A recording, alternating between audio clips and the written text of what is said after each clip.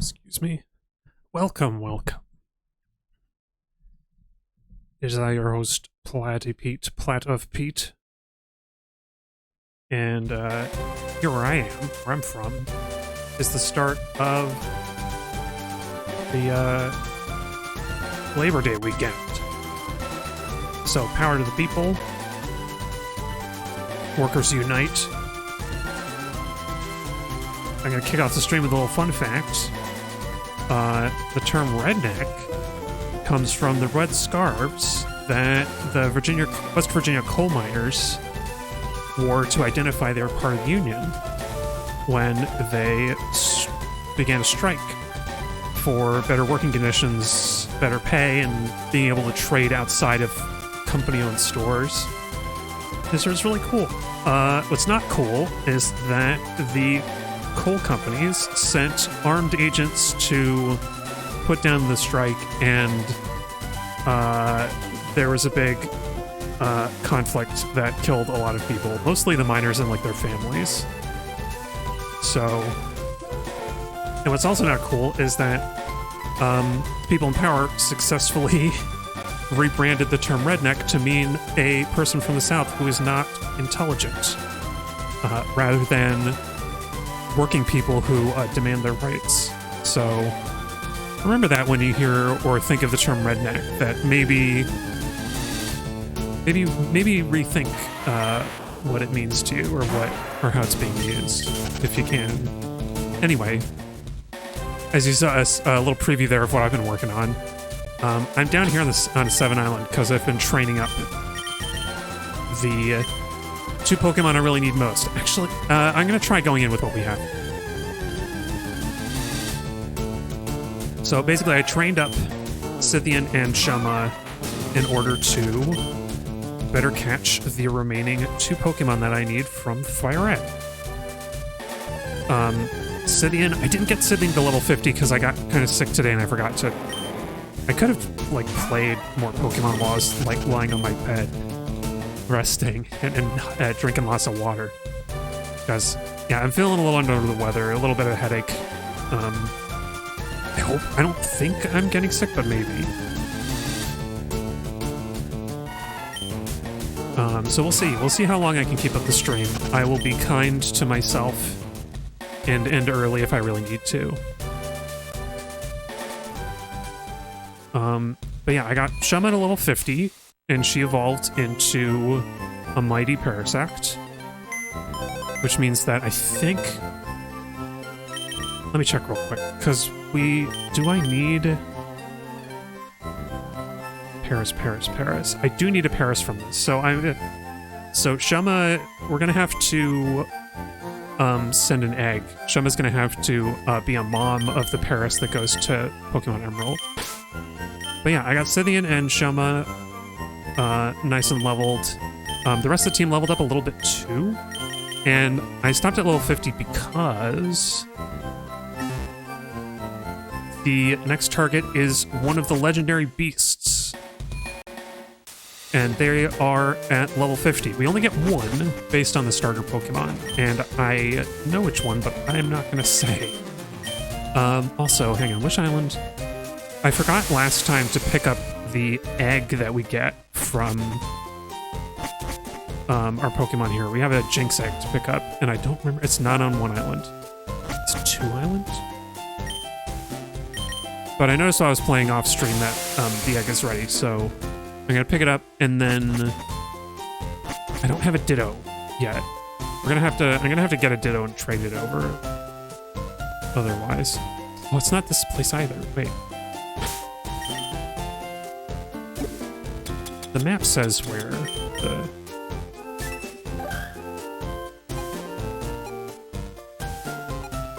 Or maybe it doesn't. I think it might be 4 or 5 Island, actually. Because they don't want you hatching eggs until after the Elite Four. Makes some sense. Anyway, I'm gonna pick it up because I'd like to pick up the egg. Oh, frickin'... Okay.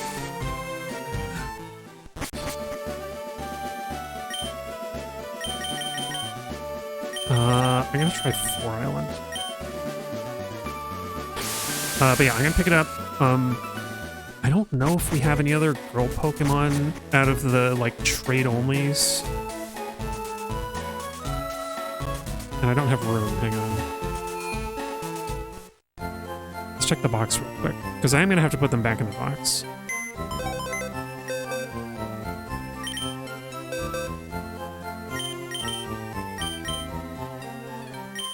Oh, that's right, we filled up the box quite a lot. I just need 3 empty spaces.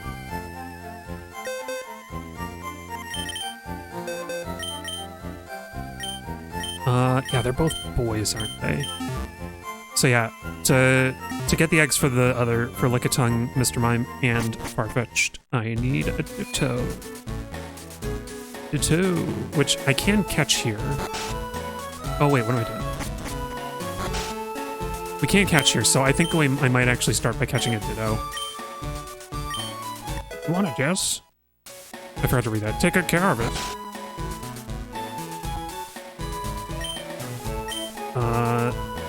Mimian scored by 16. Oh, that's a lot. That's not too much. It's 100. It's 100 Poke. It's 100 Poke Yen per level plus 100 for just like taking them in the first place. I was a little worried it might be a lot. Oh, oops. No. I was spamming. Okay. So yeah, let's start by, and crucially, I don't want to move too much with the egg because I'm going to trade it and then hatch the egg.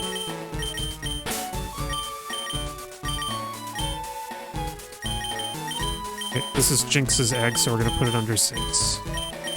Yeah, I don't want to hatch it in this game because then it'll belong to me and I want it to belong to, oops, my final trainer. Yeah. Also, I decided I could try... there's no, like, unknown mode or unknown decks in this game.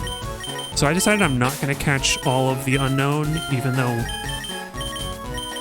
at least not right now. Maybe I'll come back. Maybe we'll come back to FireRed if I really feel like it, and we'll do, like, an unknown stream to catch all the alphabet letters. But I'm passing on it for now because I want to move forward. If there weren't unknown decks, then I would do it, but there isn't. And I don't think the Pokédex records other forms of Pokemon. Maybe it does. I also realized I want to get Jumma to catch the Ditto.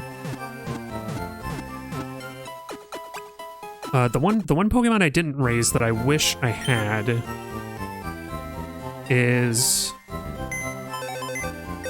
the Ditto, because we could use Arena Trap to keep the legendary beast from roaming, but I haven't done that, so no such luck. Okay, bug for bug. It's funny, I've got my 2 most promising Pokemon are bug Pokemon. Let's save out of good habit.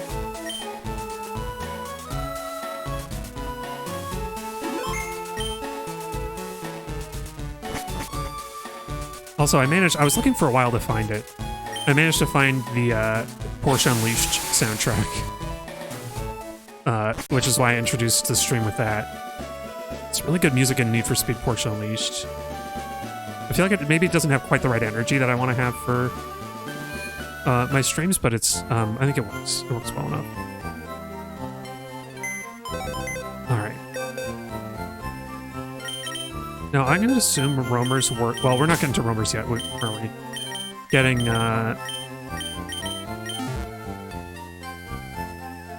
getting a Ditto first, which we can get east of Fuchsia City.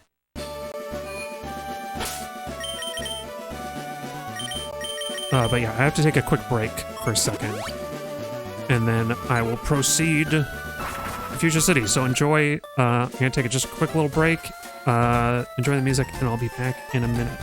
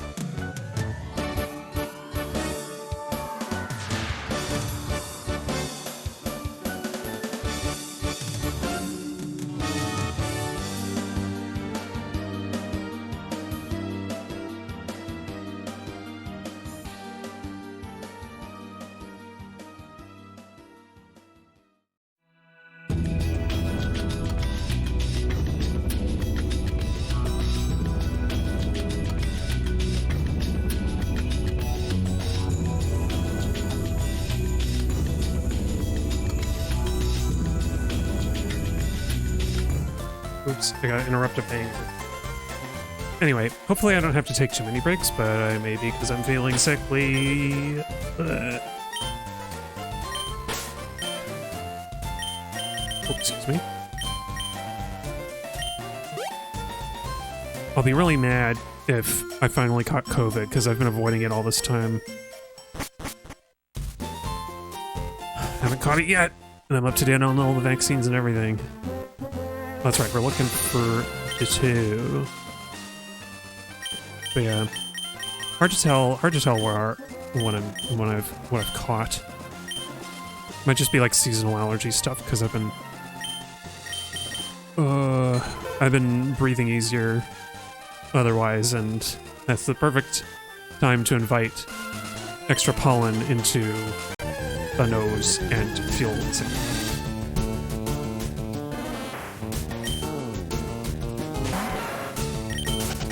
Actually, you know what? I'm gonna cheat. I'm gonna cheat a little bit. I'm gonna look up my handy-dandy proprietary information and see where the best place maybe to get a Ditto is.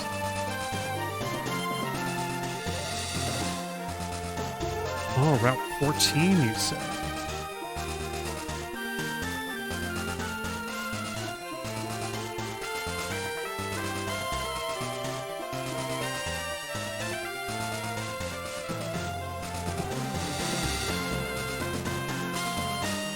Let's see.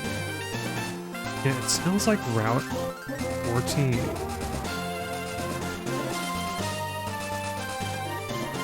Or Cerulean Cave. But I'm going with Route 14. Okay, cool. Wait.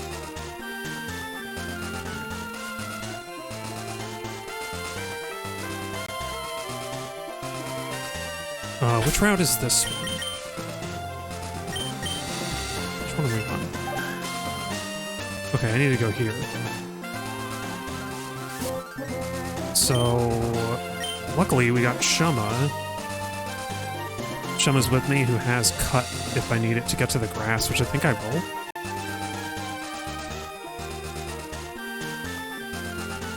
Because, yeah, the only grass here is up here. Alright, so this area does have a point. Okay, some uniquely better encounter rates. Yes.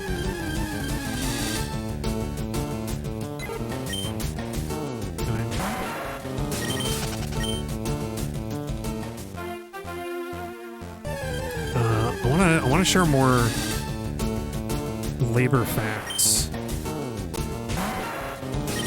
during the stream as well, but I think I'll wait. I think I'll do it like quarterly, so at the half-hour mark, I'll get another labor fact.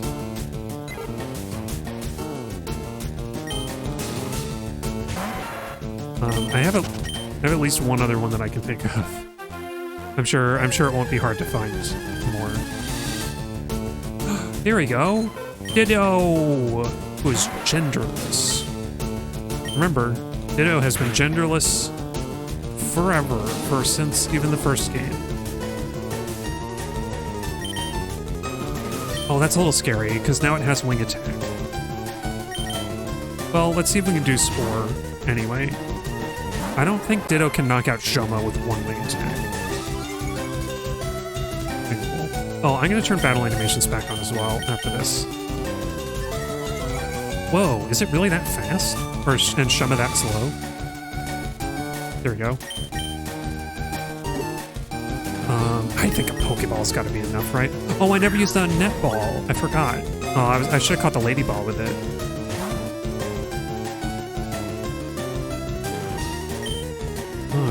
Okay, let's try Great Ball. We have so many. And I'm saving. I got up to 50 Ultra Balls off stream as well from all the trainers I was fighting. Rebattling all those trainers to grind is actually a good way to get money.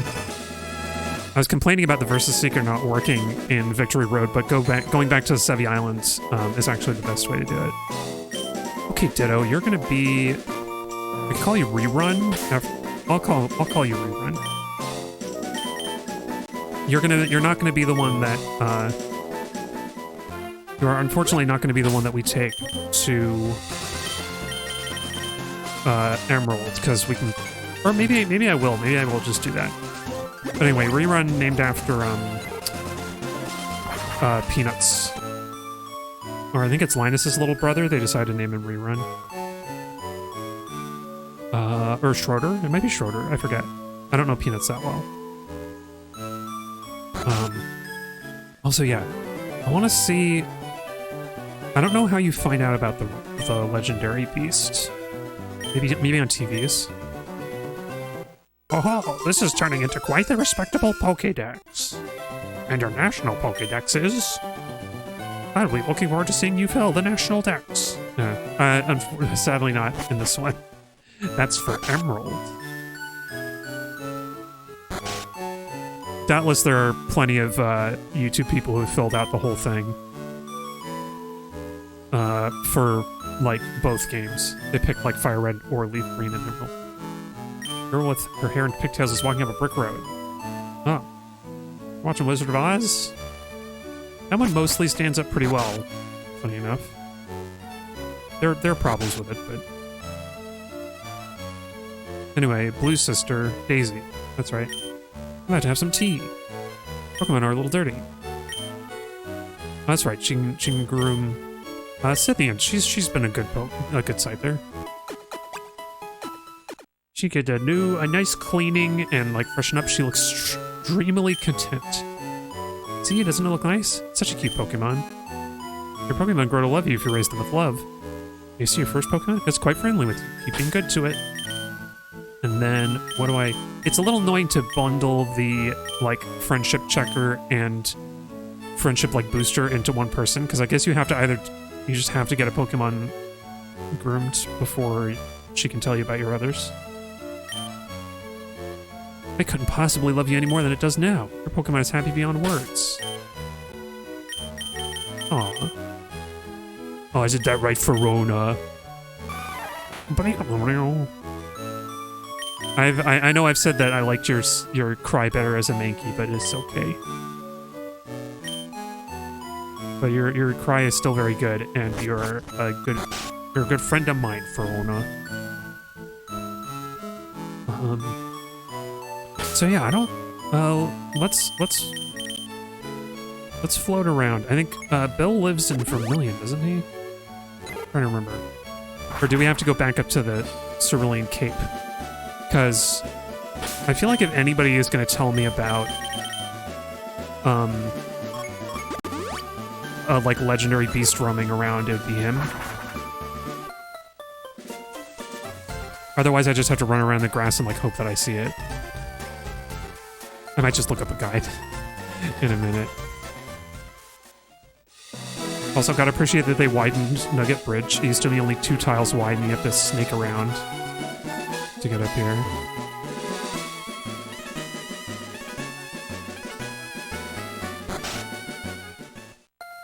Hey, sir.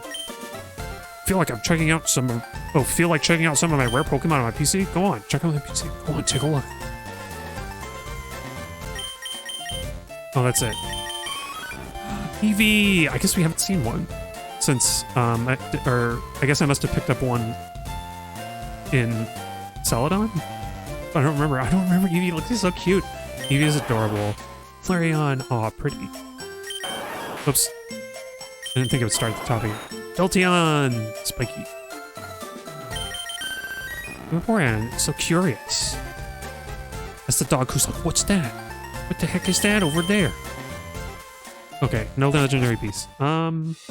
Let me see something.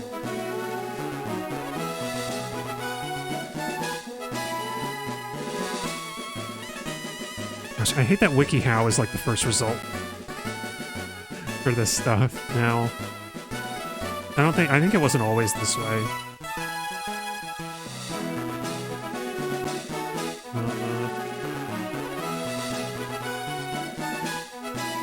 Hang on.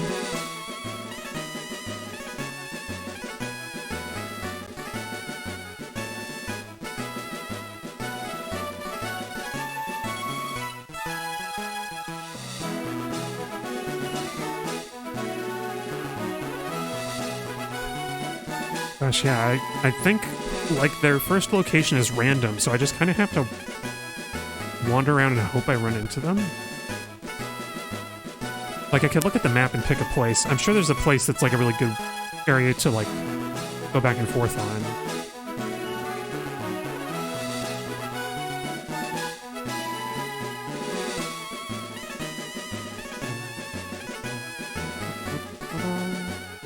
Yeah, I'm gonna use the repel trick once we actually find them. I think I want to save the repel until then. I've got 13. Let's go buy some repels.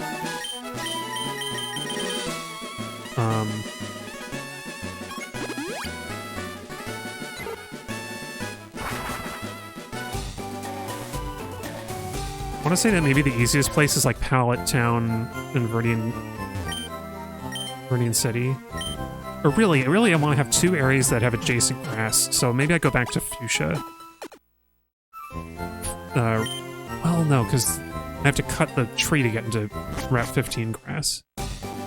But yeah, I don't know why. I guess it was worth killing. Yeah, I'm gonna need a decent amount of max repel, so let's also get 40, I guess. I can afford that much. I got so much munsies.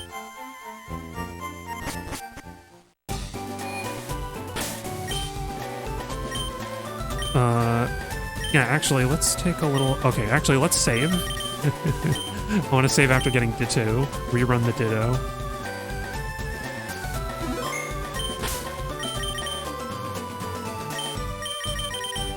And then strategy, let's see.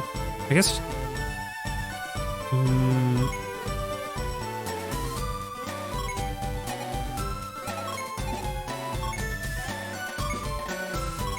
So, Viridian City is arguably good because you can get to three different grass points, three different grassy areas without doing an indoor transition.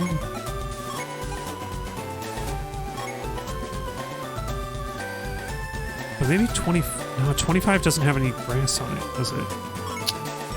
This is much harder to figure out than Johto.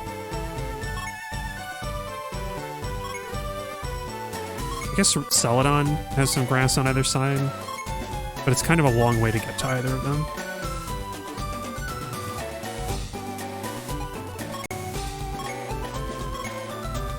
I guess, yeah, Vermilion is pretty similar too.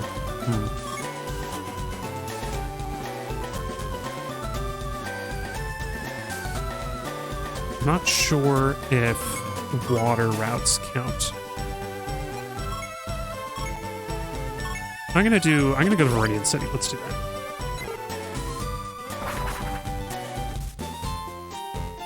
And if this works at all like Ruby and Sapphire, then movement is totally random.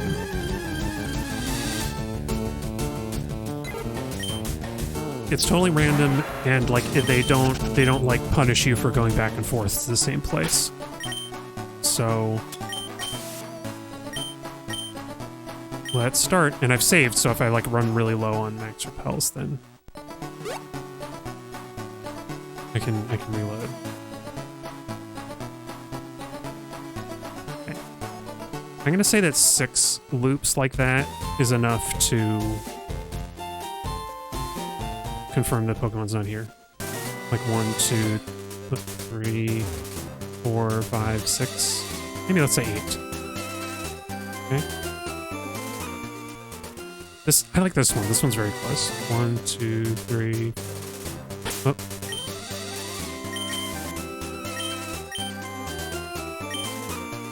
4, 5, 6, 7, 8. Okay, nope, it's not here. 1, 2, 3, 4, 5, 6. Nope, 7, 8. Nope. So this is what most of the stream is going to look like, I think.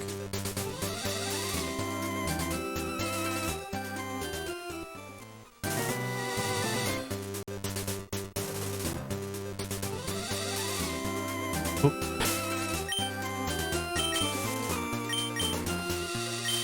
Yeah. That's funny, I never really thought about Labor Day much, because usually... even as an adult, I still associate most closely, as far as national holidays, I tend to forget about the ones that happen during summer when you're out of school. And Labor Day was always one that happens just before school. So we don't really get to enjoy the time off. Or the great, great deals. Isn't that... I mean, it's so... I would say ironic, but it's more like typical of our world that Labor Day, a day for the workers and for labor organizing, ostensibly, has been commodified into convincing people to spend lots of money on stuff, on great, great deals.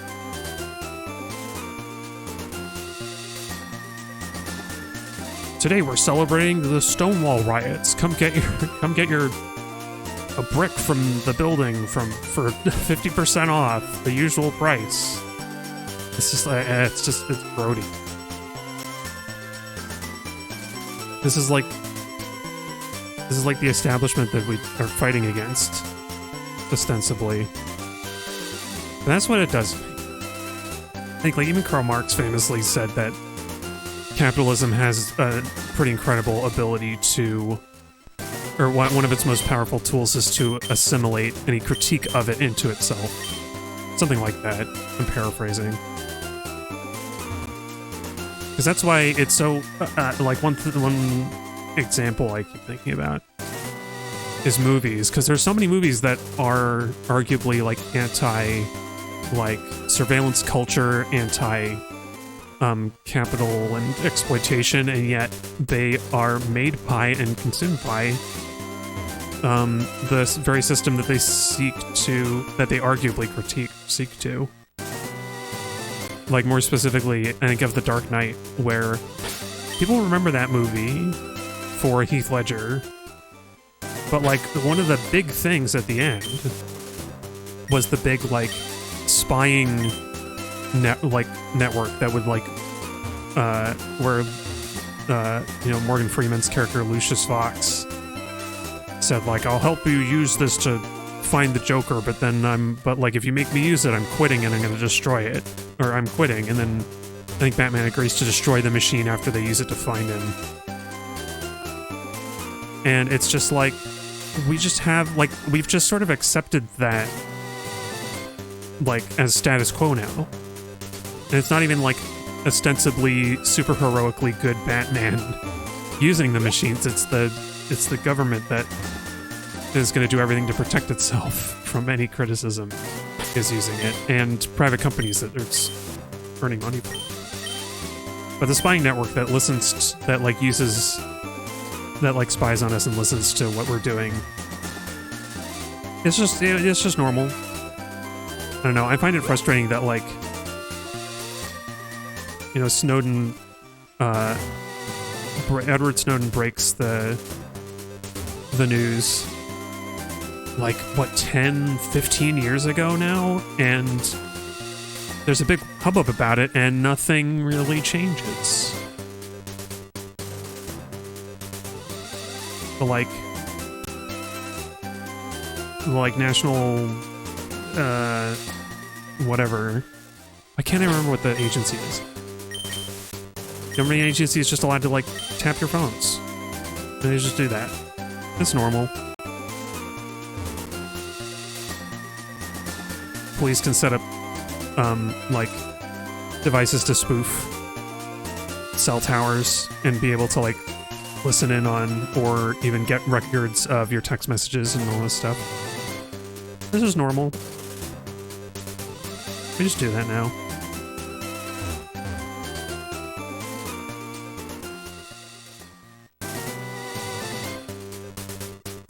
And that's like maybe the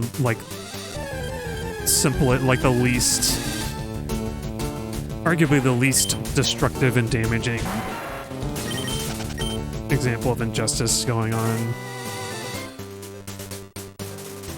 And like, I don't know, sometimes I think if we can't even fix that, if we can't even force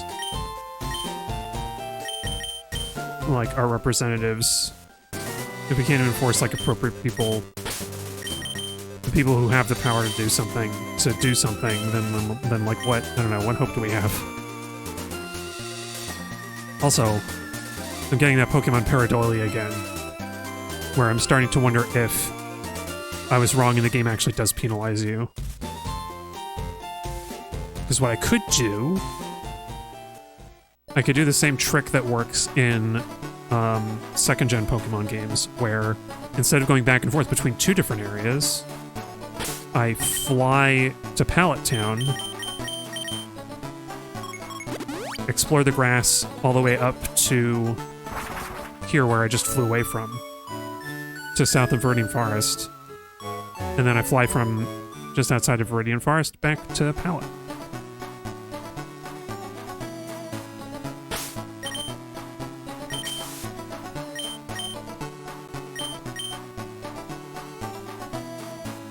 Because the, at least in those old games, the trick, the thing that they check for is whether you're going back and forth, whether you went to one area and then back to the area you came from. Yeah, it's really hard. It's really hard if I haven't seen the beasts at all.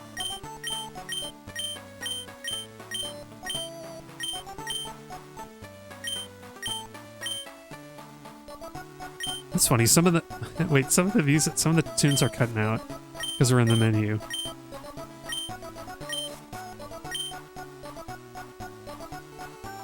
Yeah, I haven't seen any of the legendary beasts yet. Hang on, I'm gonna research a little bit again.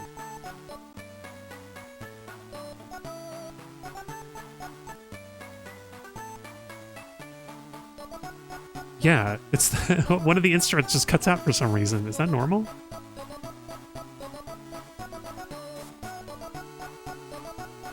It almost feels kind of like old music.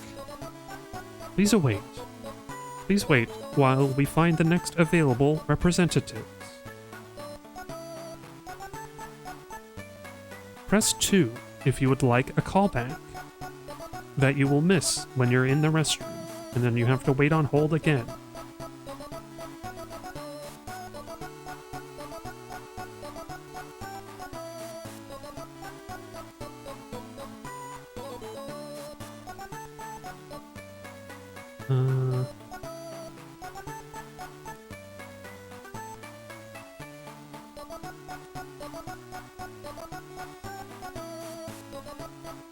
Let's see.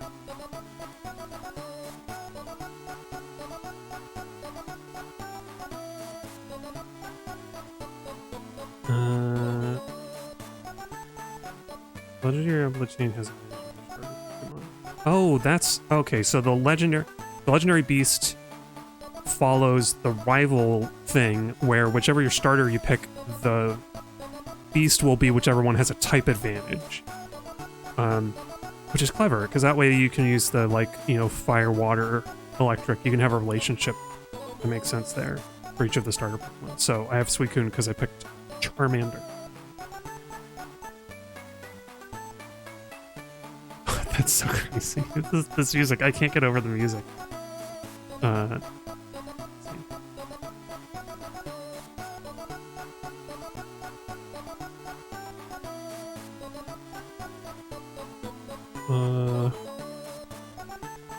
Dang.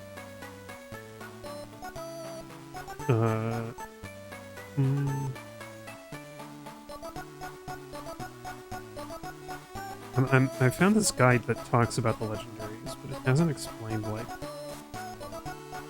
I'm trying to chase down... I'm trying to... Like, I haven't found them yet. Do I just have to, like, wander?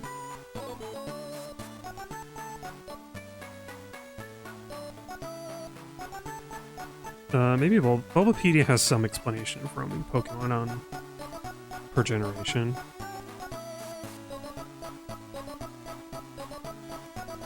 Roaming Pokemon are affected by repels, but not abilities that affect Pokemon. Also, I'm a little overdue for my next a labor fact. Let's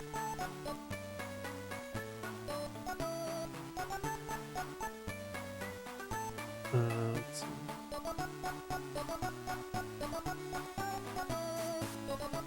No, it doesn't really say much. Okay. Let's do our next labor fact, and then I need to actually take a break again. Because I want to say, like labor unions gave us the 40-hour work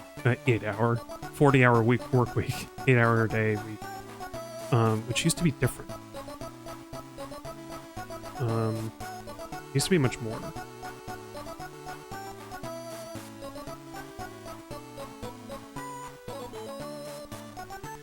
Oh yeah, there's an 8-hour day movement.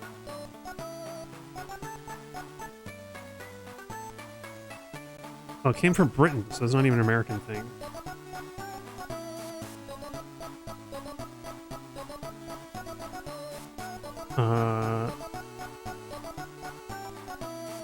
The Factory Act of 1833. Oh my gosh. Those aged 9 to 13 could work only 8 hours. Those aged 14 to 18 could work 12 hours. And children under 9 were required to attend school. So like working age was much lower in 200 years ago in England and the UK. In 1884, Tom Mann joined the Social Democratic Federation and published a pamphlet for the working day to be limited to 8 hours, presumably for everyone. And successfully pressured the Trades Union Congress to adopt the 8-hour day as a key goal. East London gas workers were the first to achieve an 8-hour workday by striking in 1889. Oh, they had compulsory 18-hour work shifts, up from the previous 12 hours. That's consider that 18 hours is more than 2/3 of your whole day. And if you want to get away with 6 hours of sleep instead of the recommended 8, 18 hours means, actually 18 hours means you can only get 6 hours of free time in the day, which means not even 6 hours of sleep. Like you're dying from that. So thank you, Beckton East London gas workers, for limiting us to only 1/3 of our day working.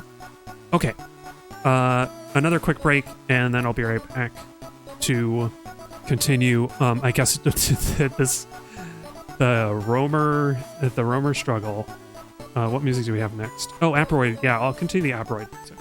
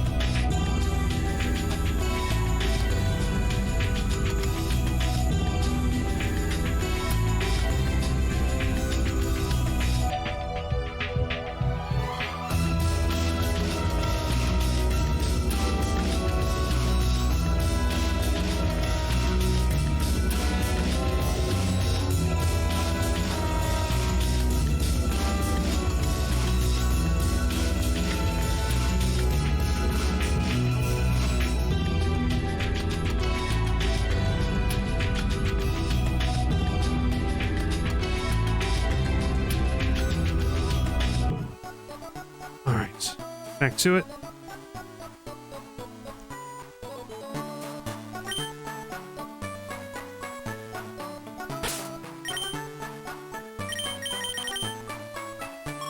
This will be a lot easier as well. It'll be a lot easier once I actually have it in the Pokédex to track. I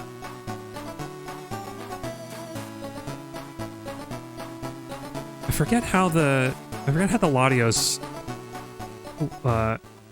encountering went. I mean, I only did one of them, didn't I? And having prepared Scythian and Shema pretty well, I'm gonna have a good set of Pokemon to help me catch them.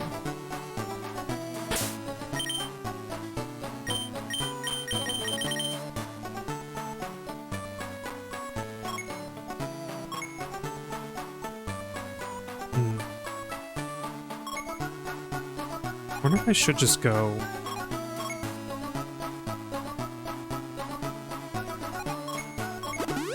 Let's keep trying this for a little while.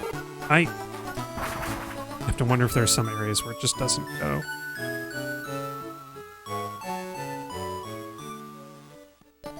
I could look at my forbidden texts again. Do a little dark magic.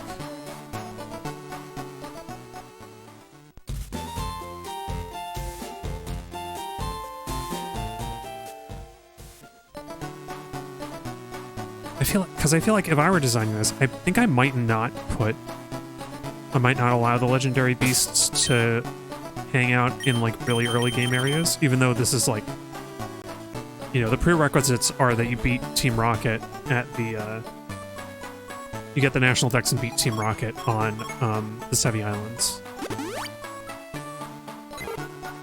I guess to keep the scenery interesting, maybe let's just kind of go through all these areas. I kind of go through most of the routes. I guess on the one hand, that kind of eliminates the usefulness of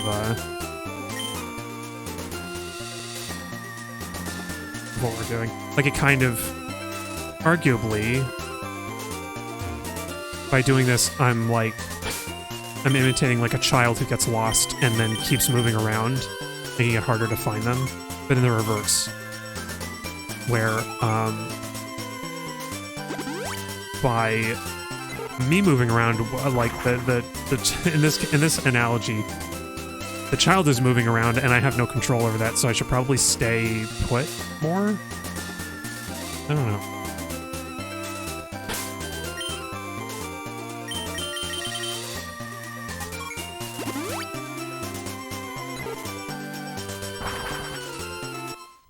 I'm pretty sure I skipped some trainers between Lavender Town and Celadon, or Saffron, so I might end up triggering a battle.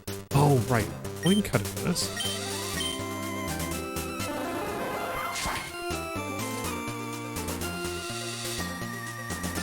I got all these items with me, right? Yeah.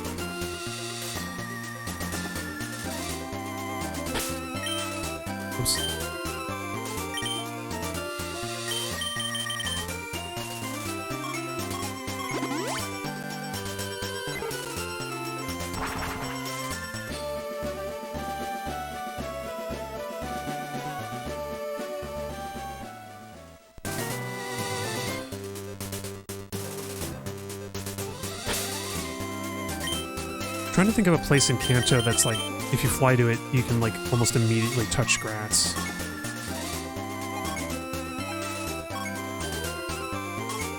I guess the Mount Moon Pokemon Center is pretty close.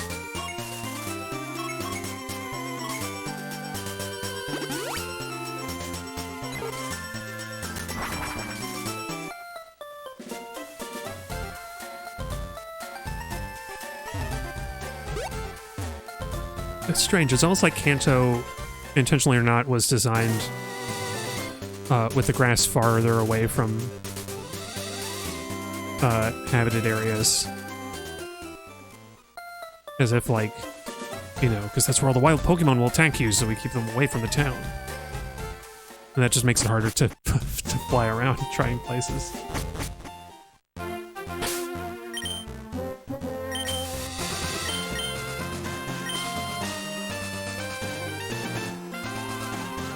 Luckily, almost anywhere in Kanto is going to have Pokemon that are below 50.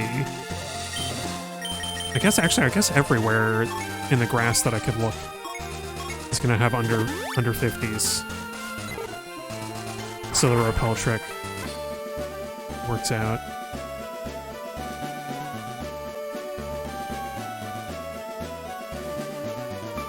I don't know. I honestly was hoping to find, and I'm surprised I didn't easily find one. I was hoping to find like any guidance on like how to catch them, the roamers, the same way as in the other games. Let's take a look again. Let's take a... enjoy the music. Oh, roaming manipulation.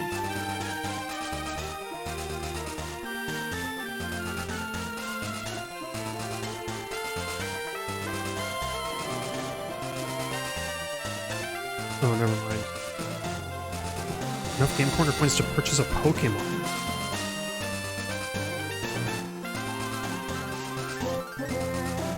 Gosh, I don't care that much about manipulation.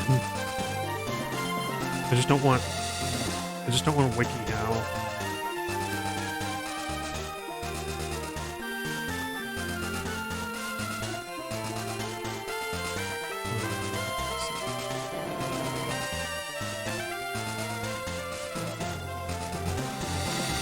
You're gonna fly to Saffron because they're routes in all four directions.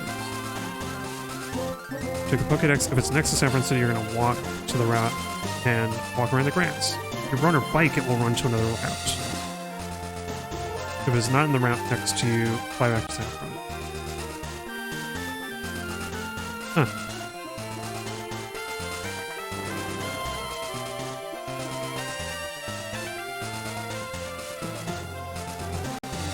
Let's see. But the trouble is, I need to find it for like the first time. I can't look at the Pokédex because I haven't seen it.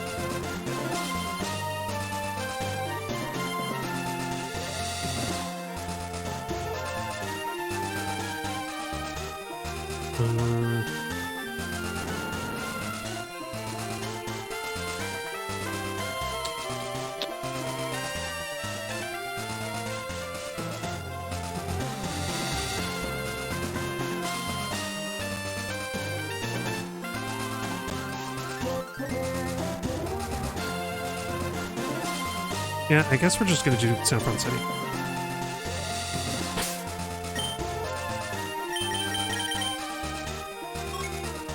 Or... well, that's the trick. The way that RNG works. Whichever place I pick, I may as well pick the same place and keep going to it.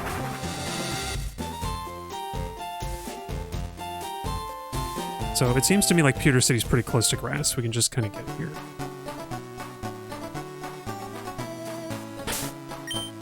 Okay, and then let's fly. I'm pretty sure fly forces the roamer to move.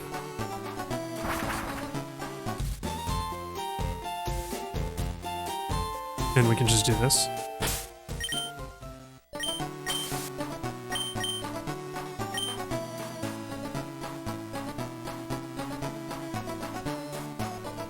Okay. We'll just do this for a bit. And I'll switch you up here just because I want it'll be faster.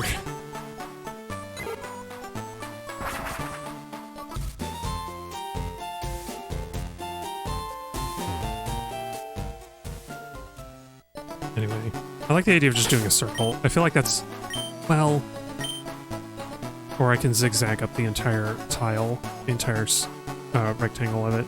Is it a rectangle? What's a square, isn't it? 7. 7 by 7 square.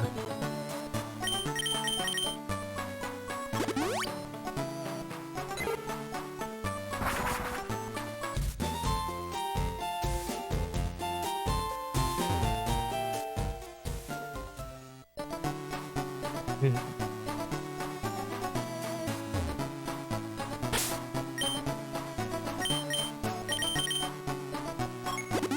I forgot how difficult this is. I feel like there's something about the roaming legendary dogs in GSC, at least Gold and Silver, where like you kind of like you're naturally encounter them at least once.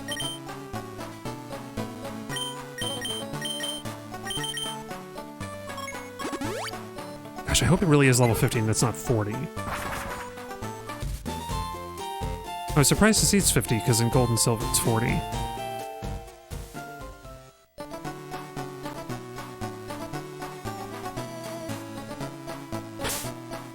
Oh, you know what? I'm gonna use some dark magic here. I'm going to peer into the game itself.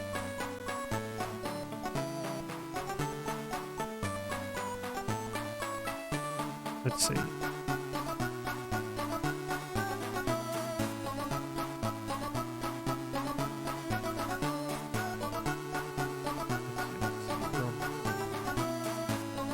I know, at least in the decompile, in the decomp, these are referred to as roamer. Oh, here we go. Okay, the routes are... Route 2 is valid. Route 2 shows up a lot, actually.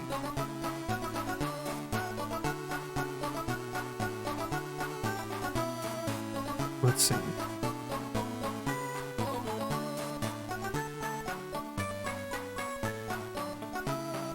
Let's see. Initial roamer, no. Update location history.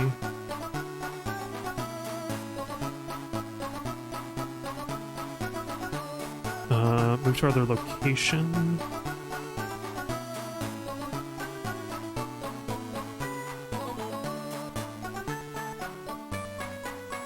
Yeah, if random, right. 1 out of 16 chance to just move it to another location set.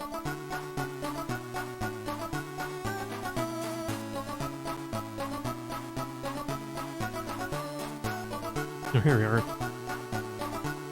There are 2 potential soft locks that can occur with this table if its maps are changed in particular ways. Oh, that's for modding, I think. Let's see. I hope you all are enjoying the menu screen. Check and organize Pokemon and the music while I do this. Let's see.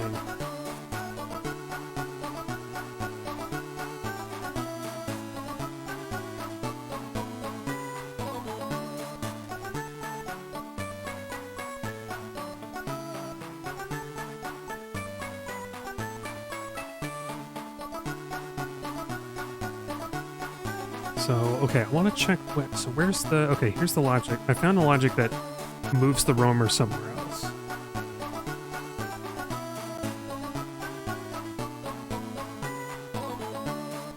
Just kind of loops through and picks a random one from the current set that it's in.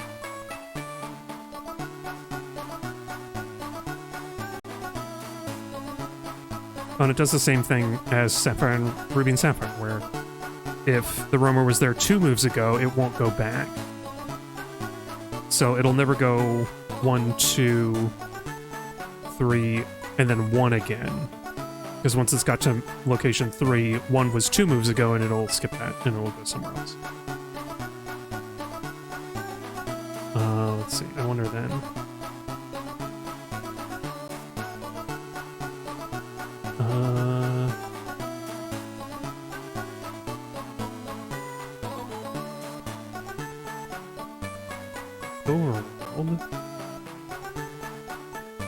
Yeah, they move the roamer when you, like, load the map. Load map from warp. Oh, that's interesting. So yeah, when you fly or teleport or any kind of warp, the roamer goes to a different, like, set of locations. And when you reset the game, it does that. Otherwise, it'll just move. It'll just move to another area. So yeah, I guess I didn't learn anything much new, except that it works the same.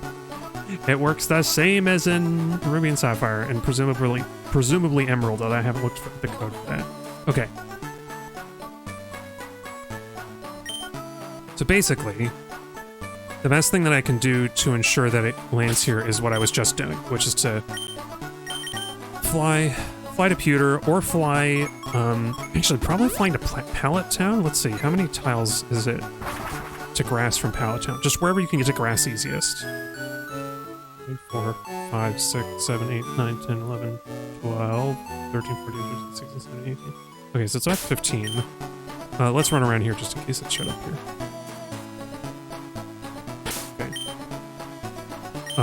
Oh, I should have checked what levels they are, because they should be 50. I'm gonna trust that SarahB.net is correct.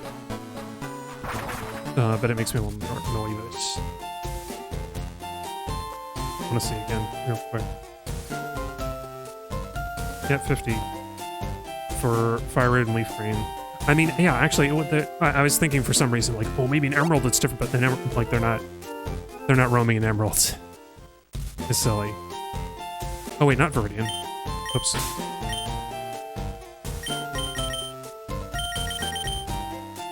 I meant Pewter.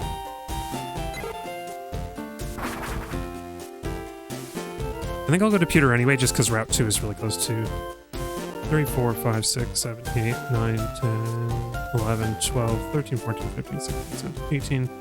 Yeah. I mean, Pewter just has like a much bigger tile to run across too.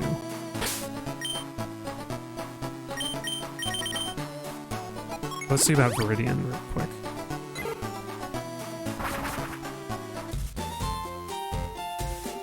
Oh, Viridian is going to be way longer to get up to Route 2. I don't know why I even considered it.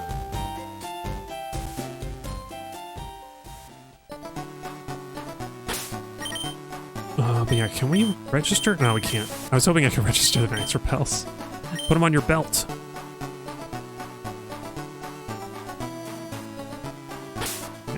Oops.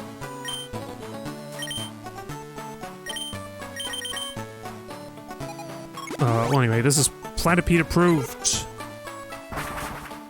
Roamer hunting technique.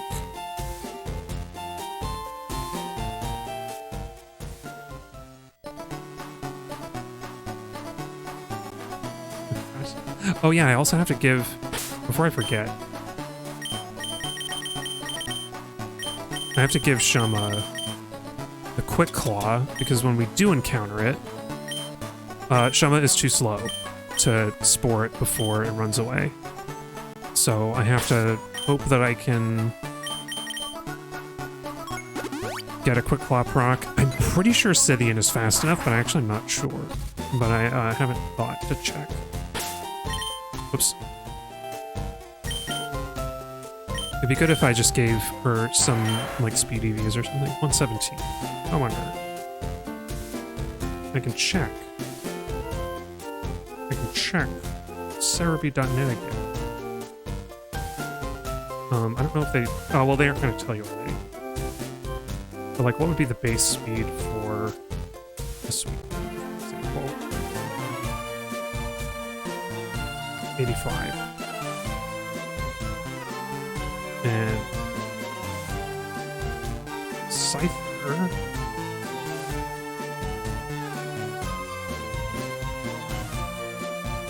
is 105. So I think we're good. I think we're good on that front. Just want to check what about the other beasts? Entei, I want to say Entei's... Oh, Entei has 100. Okay. Entei might be a problem. And Raikou is also faster.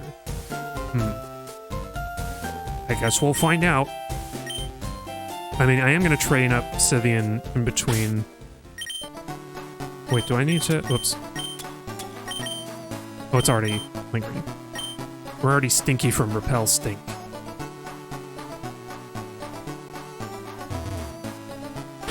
Yeah. Funny enough, as long as this takes, I imagine it's going to take even longer to get to Mewtwo. Just from resets.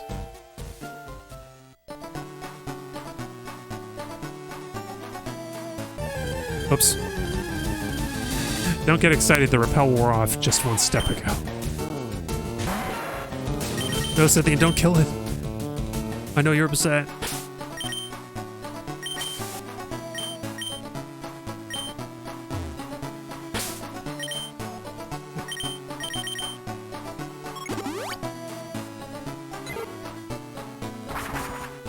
I was really hoping to find some indication in the game that the roamers are wandering around, because I don't know if there is.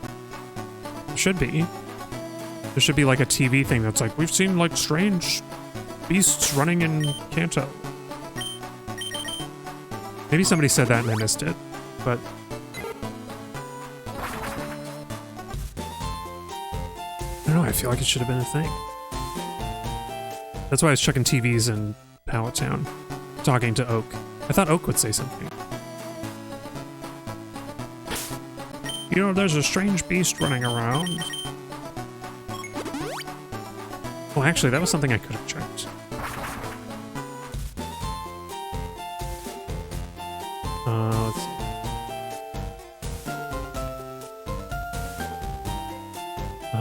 see.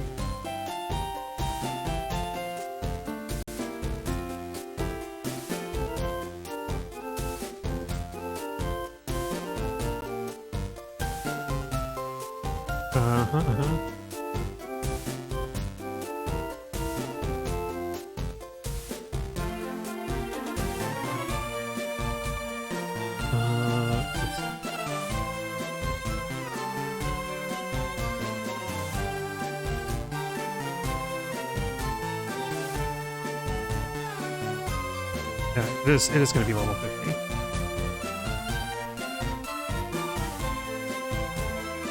Huh. Let's see.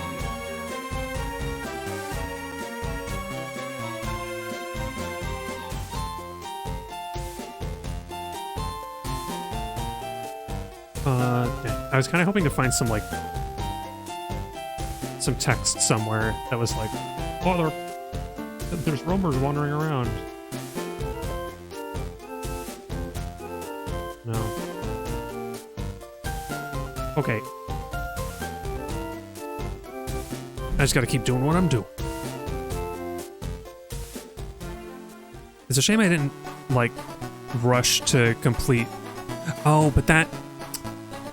Because the trick is, like, you have to connect Lynette. You have to connect Celio's computer to Lynette. So I was wrong. I do have to connect... I do have to beat Team Rocket 3 times. Once that I've already done here, a second time in Leaf Green, and a third in FireRed 2.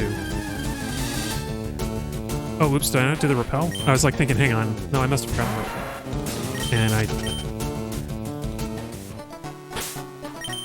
You see how long it took to encounter Pokemon? That's why I'm running it through the entire block. To be, like, super sure.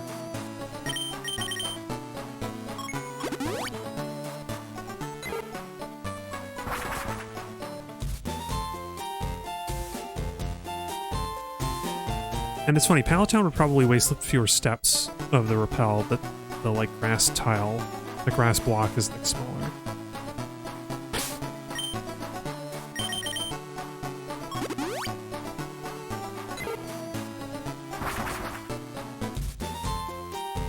Anyway, it's as good as any time to take the midstream break. I've been taking extra breaks for feeling sickly, but I'm going to take a proper actual midstream right now.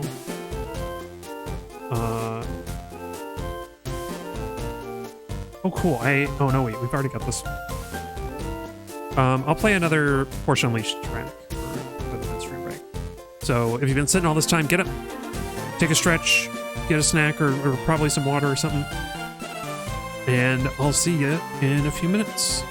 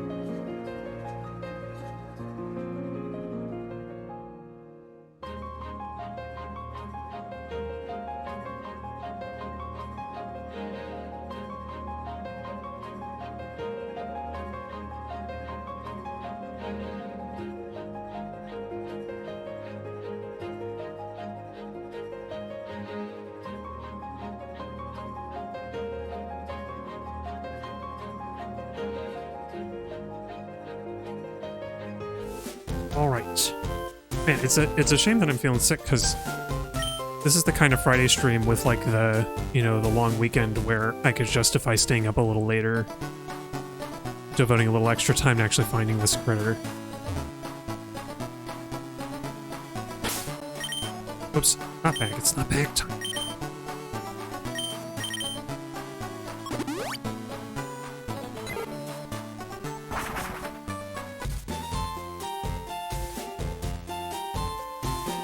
I'm trying to think.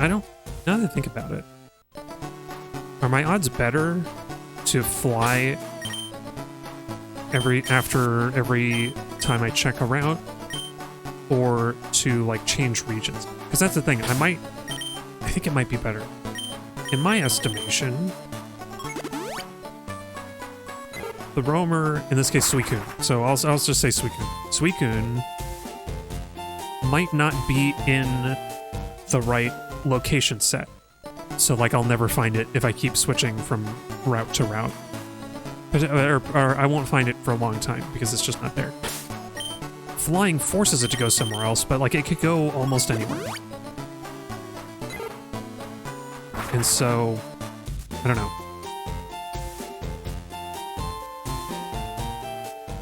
I feel like the alternative of like trying to go from one route in the set to another is worse just because there's so much distance between like a given patch of grass in one route and a patch in another, that this feels like the quickest, the most efficient way.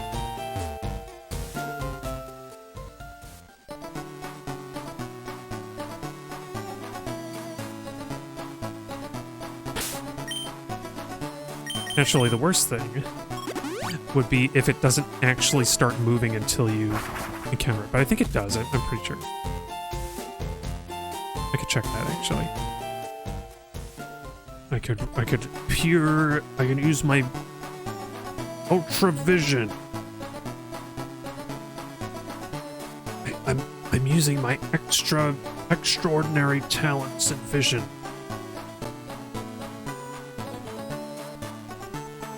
To find the truth, to seek answers.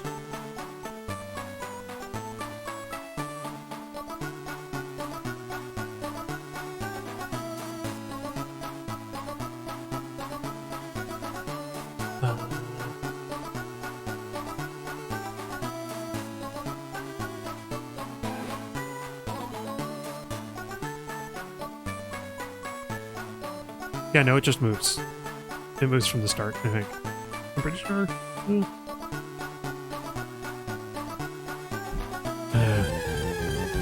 Oh wait, I forgot to put the frickin' thing on again. So it's just a Rattata. I was like, no, I'm sure I got no repels.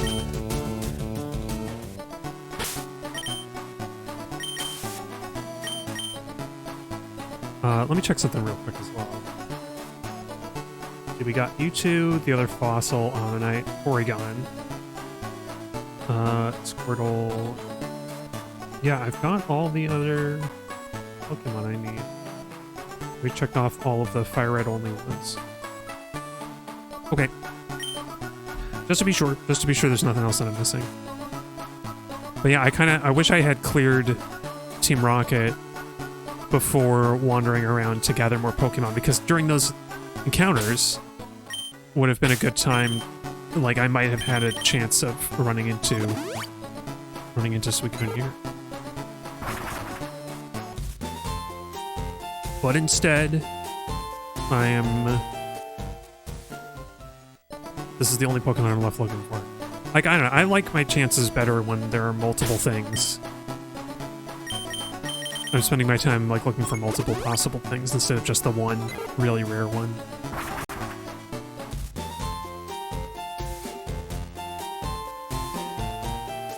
But it makes so much sense to me that in Diamond and Pearl they give you a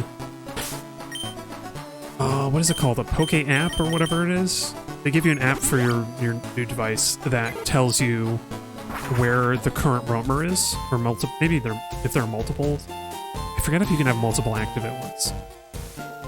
But it'll just tell you where it is without having to, which is nice because it doesn't have to tell you what Pokemon is roaming. It's just like, hey, there's a Pokemon out there somewhere. And it's really nice. And because you're on a DS game, you get to see it on the second screen without having to open menus.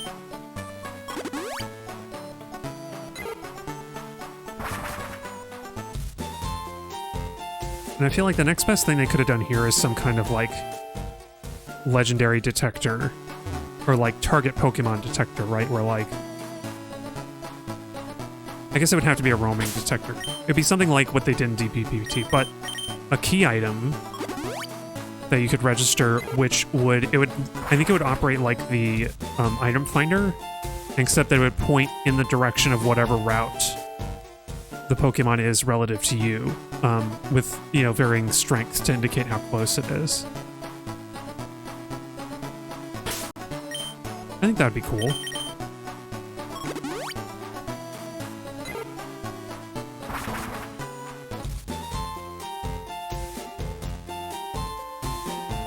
It sure beats running around not even knowing if where it is in the world.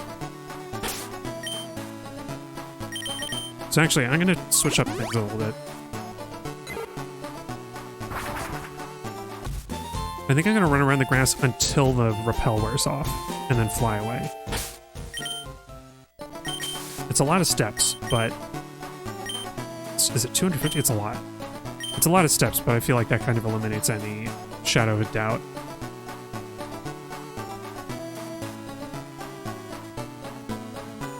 Wait a minute.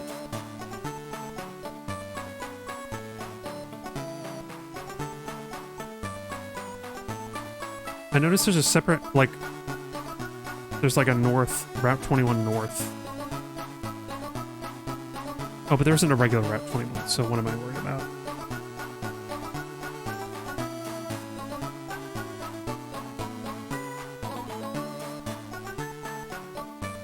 What would Route 21 north be thinking?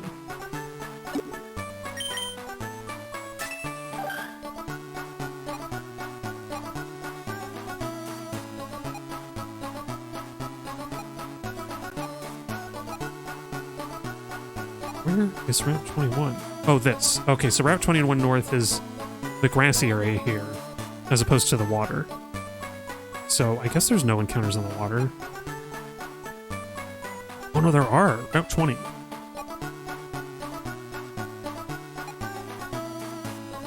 Route 19? Yeah.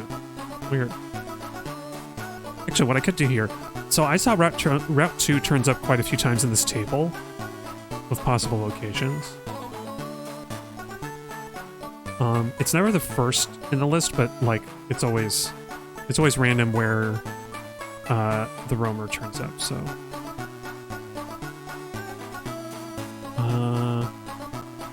I just wonder. I wonder which route turns up the most in the table.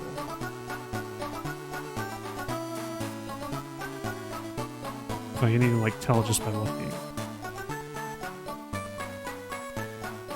Route 9 turns up a lot. Find out. Okay, so there's 40 Route 1s. Route 2 is only 23. That's only if you don't.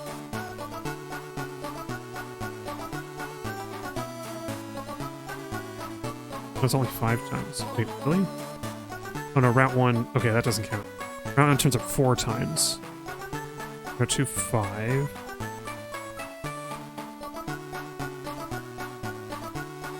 Route 3...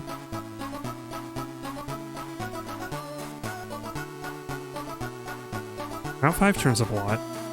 So maybe Route 5 is better. 6, 7, 8.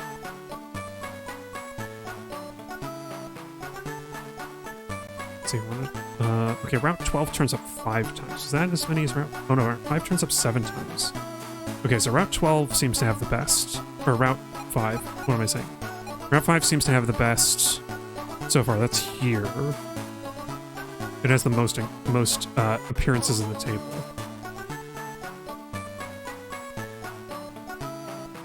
So maybe Saffron City's not a bad idea after all.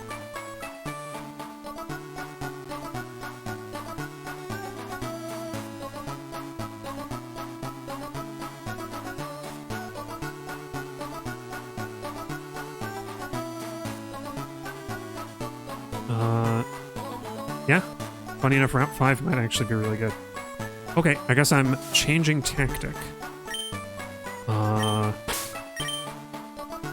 Oh, except that that's gonna be so... It's gonna be so slow, because I have to run all the way up through all of Saffron City, or cut a tree in Cerulean and run south. So actually, Route 5 is not great. Even though it has the most appearances. Maybe that's why they chose it, because they knew it's hard to get to.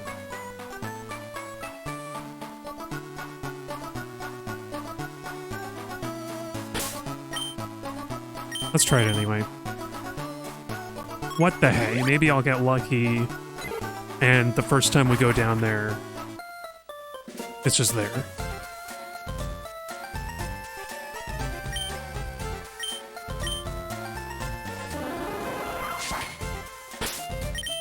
I was about to select again.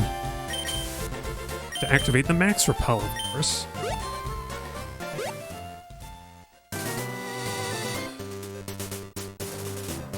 You know, this isn't that bad.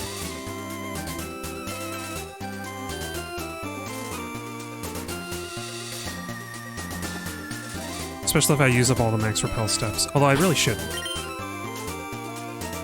I guess maybe I'll do something similar to what I was doing before.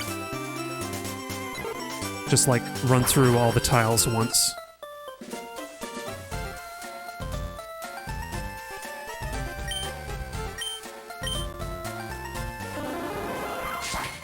Yeah, I guess if I want my best odds, Route 5 seems like the one.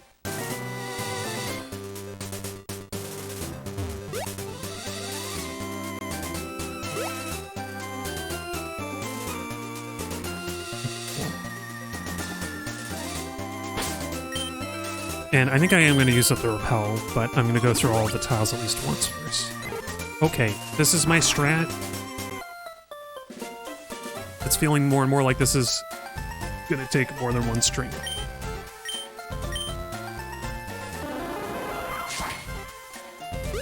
That's okay, that's what Pokemon is all about. Spending your time. Oh wait, did I use it? I did not use it. Dang it. That kind of throws things off, actually.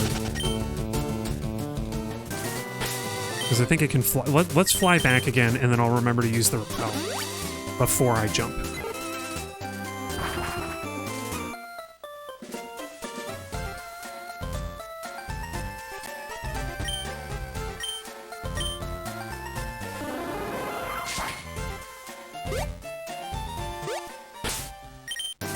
Okay. I just used it before I jump, but whatever.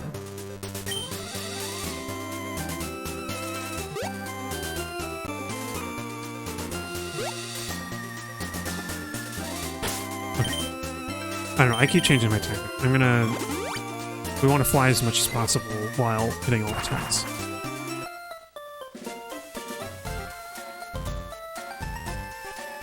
It's more wasteful of max repels, but I have money for it, and most importantly, I can just reset to get back all 50, if it takes that long.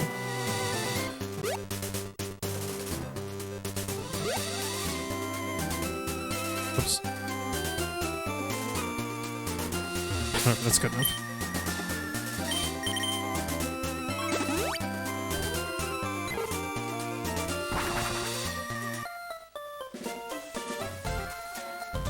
Oh, I should have done another... I said quarterly, didn't I?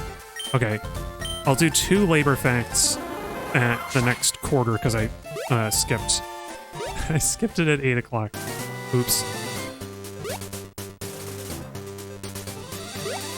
I'm gonna have to look up a labor fact, though.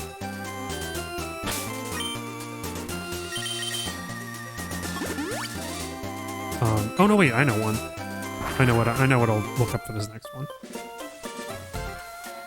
It shares something in common with the rednecks.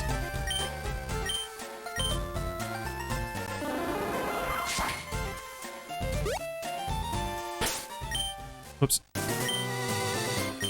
Menuing.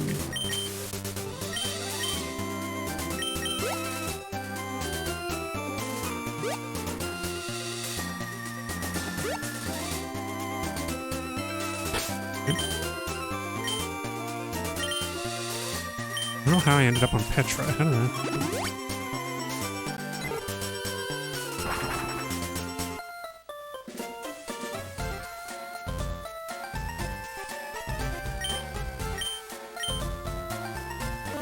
I do like looking at that little slow bro up in the corner every time we come down here with the walleyes. Keep on trucking, slow bro.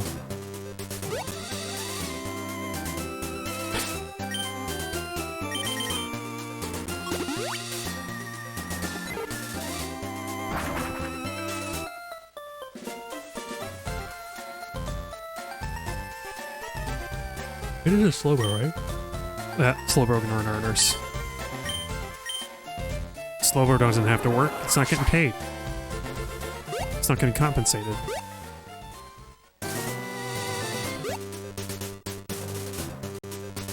You know, after... Maybe I should like give my Pokemon a treat after all this stuff, like a lemonade.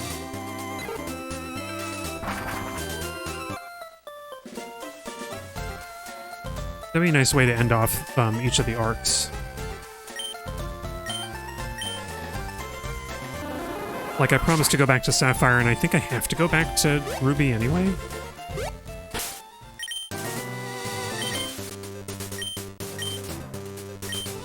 Or maybe I don't have to go back to Ruby specifically. But I have to go back to Sapphire for a fossil. I forgot to get either of the fossils in Hoenn somehow.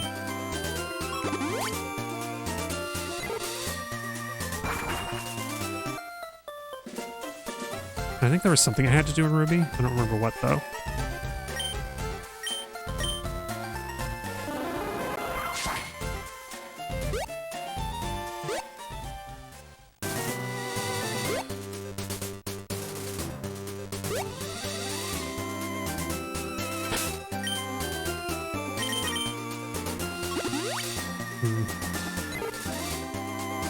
I might go back to using up all, like, the full max repel steps before flying again, actually. And having second thoughts about, like, what if I got down there and I missed it?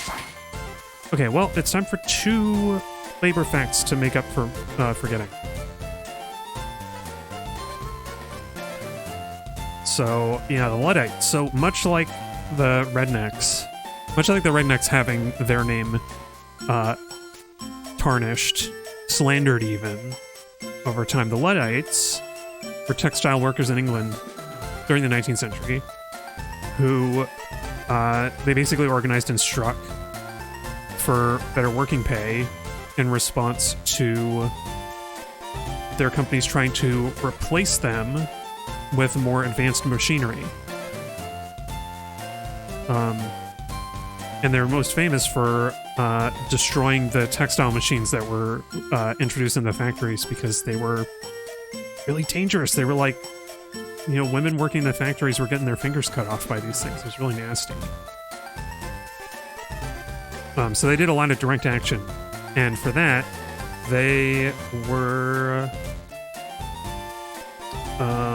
what happened to them? I think they also faced a tragic end. But machine breaking was a very popular form of resistance for them.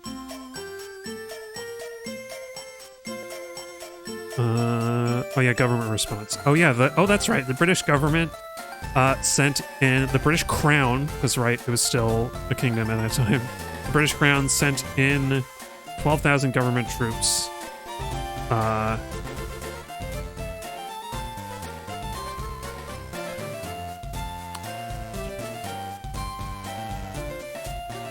And you know, attack them. Basically, there's like a big conflict. This is it. 12,000 government troops were involved in the suppression of Luddite activity.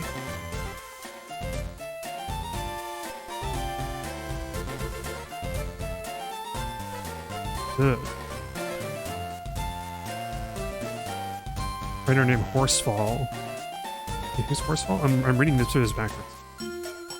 Mill owner William Horsefall remarked that he would ride up to his saddle in Luddite blood. Okay, anyway.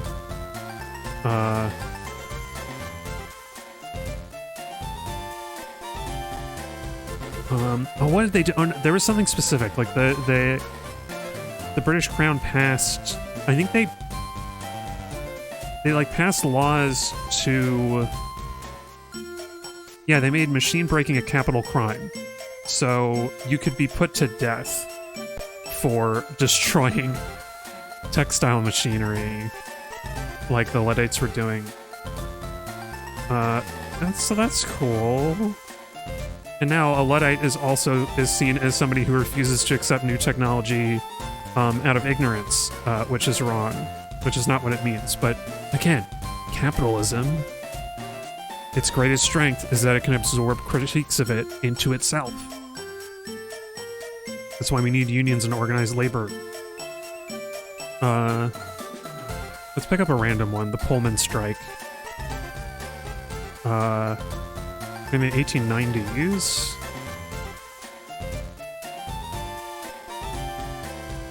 Oh, this is where that famous, there's this famous there's this famous political cartoon of like a wealthy man using like a mill grinder to like grind money out of the poor working person who's like being crushed by millstones.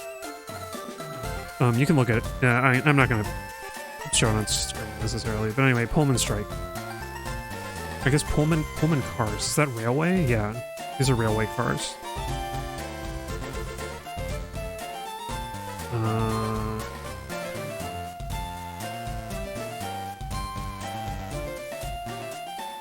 They barred union leaders from supporting the boycott of the railways.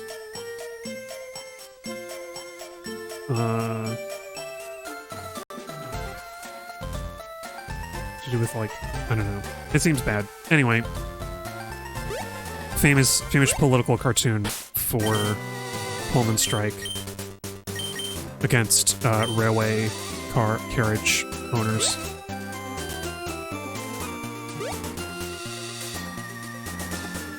The more things change, the more they stay the same, huh?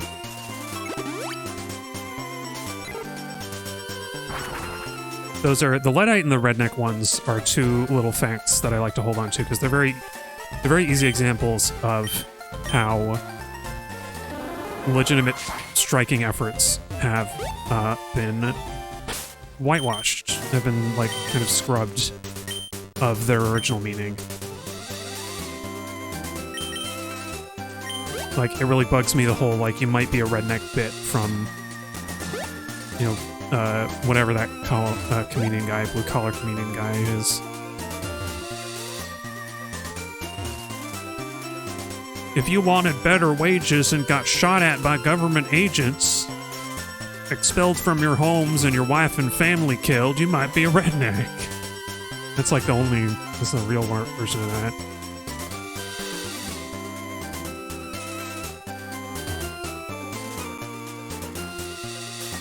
You got killed for trying to defend your basic human rights as a working man or working person in the United States, West Virginia. You might be a redneck.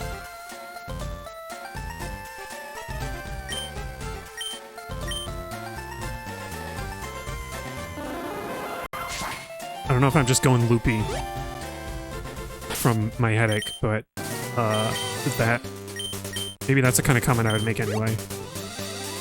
I'm not going to use sickness as an excuse for that dumb joke.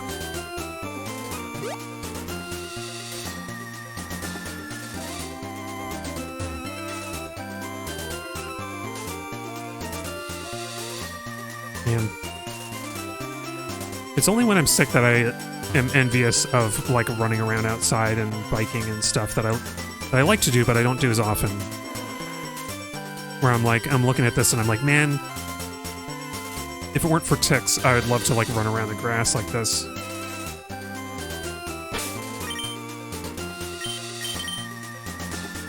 People out in California being like, ticks, what are you talking about? We don't...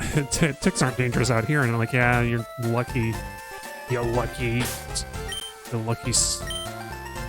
I can't think of a good word. Oops. I also used that too early. You're lucky. You're lucky bastards. You don't even know. You don't even know how it works. You got your western fence lizards out there to de-lime the ticks. It doesn't work. It doesn't work on the East Coast. We gotta put like duct tape on the outside of our pants. Wear long pants in the grass. This is how you know that you're not in the United States, that you're not on the East Coast of the US, is that you can have these kids running around in shorts in the grass. I guess, what kind would Joltik have? Because Joltik is like a tick-like Pokemon, although it's not as small. It's not that small. Would it have some kind of disease that it can transmit? It could transmit wirelessly, maybe, because it's electric type. Maybe it has a computer virus. You get bitten by a Joltik running around the grass, and then when you get home, your computer, whatever computer you touch, gets infected. It's like it'll be one of those like desktop pets, but it's a Joltik. And I don't know, when you try to open like a Word doc, it'll eat it. It'll like zap it and it'll go like, it'll turn to dust. Joltik! That was my dissertation for college. Oh, you rascal, you.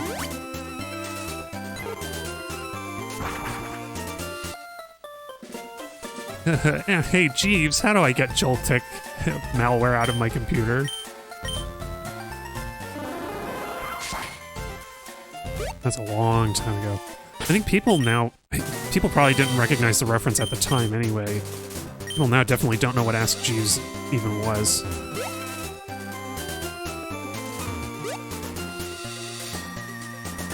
But there's a time before Google, you see, when the internet was a mysterious place difficult to navigate. We had to use AOL keywords and Ask Jeeves to know where to go. Or, if you were lucky, a website would have an easily identifiable, an easy-to-remember name. But you had to type in the full prefix. If you didn't type in http://www. You would get nowhere. Now all the young people have it easy. It's all done for you. You don't even need to find a web page. You just ask a shitty AI to give you wrong information about how to do math or how many letters are in a word. Or to tell you that Michael Jordan is 4'2" and 21 years old.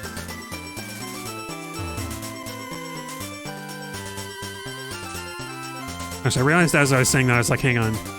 People might not know which Jordan I'm talking about. Which Michael Jordan. I was like, dang it. I'm out of touch, and simultaneously the world... I've reached the age where the world has changed around me drastically.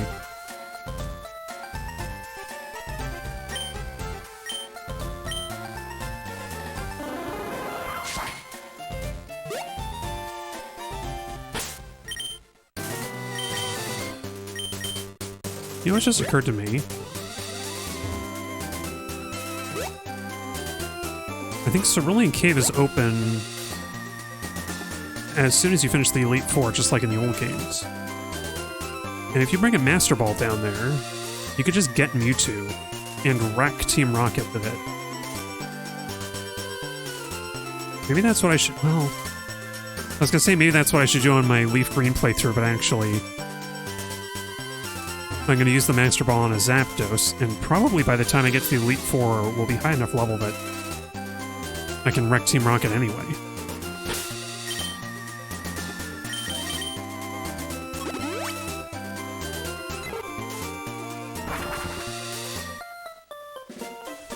But boy. I can't believe I haven't seen a single Suicune this whole stream.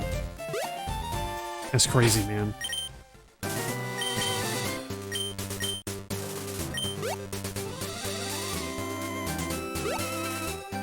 It's funny, I know somebody in... I found, when I found a Reddit post talking about how they caught their legendary beast in FireRed Leaf Green, they said walk, don't run from Saffron to one of the neighboring areas. Don't run or bike because it'll make the Pokemon leave, but looking at the code, doesn't line up with that really. Doesn't seem to make a difference whether you run or not. At least there's no indication of it.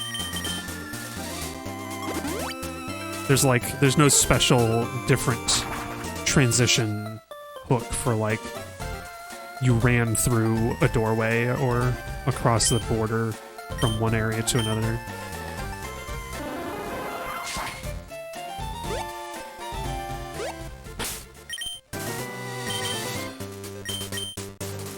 Oh, I swear, if I use up all 50 repels, that'll be crazy. I'll be, very confuzzled.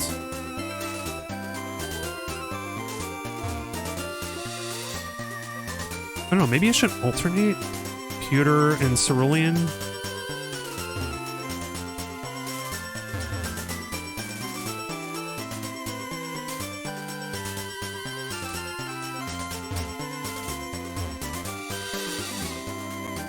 Because there's that clause that says the roamer won't go... It won't go to the same place after that it went... That it was in two changes ago, but I think that... That only counts, like, within the location set. So, like, flying to change the location set means that it could still turn up here, I think. I don't know, although you know what? Just to give it things a chance. Now that it is, we've gotten 7/8 through the stream with no Suicune. I'm just gonna try each of the 4 Saffron exits and fly into Saffron to do them. Just to see.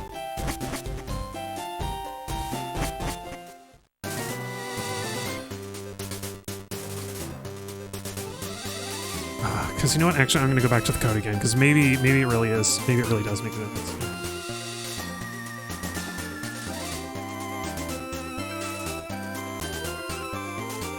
Oh.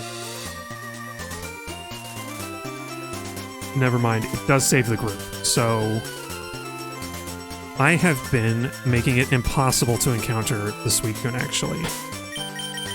Oops. I think what we actually want to do then is cycle 3 locations. Cycle at least 2. I think it makes sense to at least try 2 different locations back and forth. No. Actually, 2 locations will have the same effect, won't it? It really needs to be 3. Okay, so we have Route 5, Route 7, Route 6. And I think going to Saffron is the slowest way. So I'm going to go to Cerulean again. No, wait. Am I thinking about this right? 1, 2... And then it checks 2 ago when it does a new one. So if the next one is 3, then it'll check... Okay, whatever. I think it's... Oops. That's not what I meant.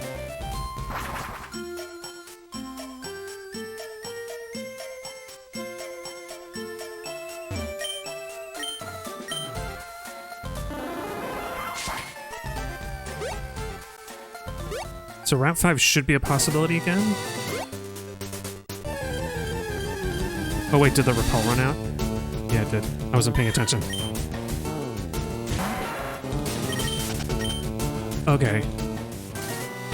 I've got to revise my certified platypede roaming guide. Okay, let's think about it. I go to Route 5. So Route 5 is oldest in the history. I go to Route 7. Route 7 is number 2 in the history. I go to Route 6.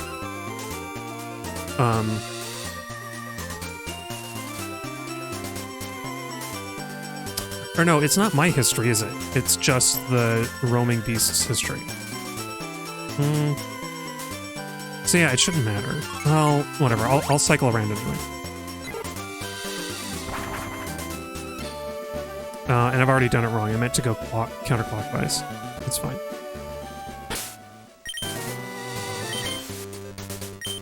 For a second I thought I had 2 left. I was like, what? No, it's 13. Still not a lot. Still not a lot.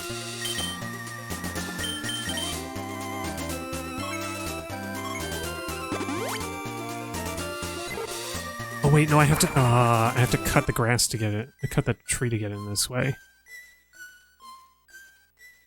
Whatever. It's long, but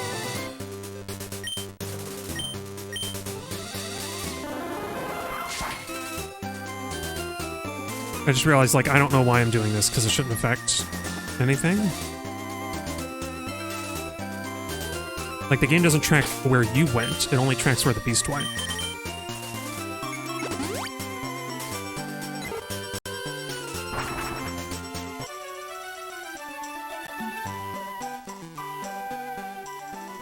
So, I think my rule for finding it the first time still stands. You should just keep hitting Route 5. Until you see it.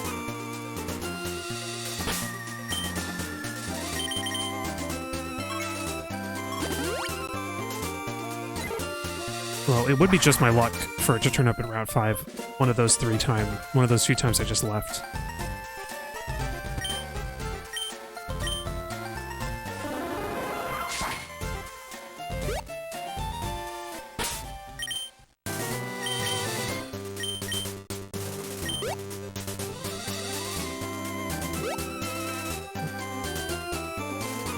Imagine maybe that Reddit user was also running an emulation, which apparently gets, depending on your emulator, probably, it might not get the RNG right.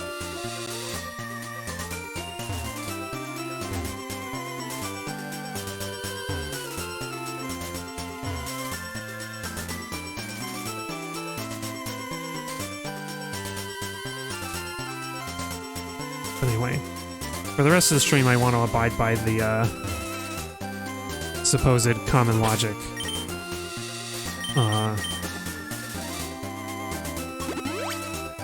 And I'll go clockwise instead of counter. Just in case we, like, just suddenly see it for some reason.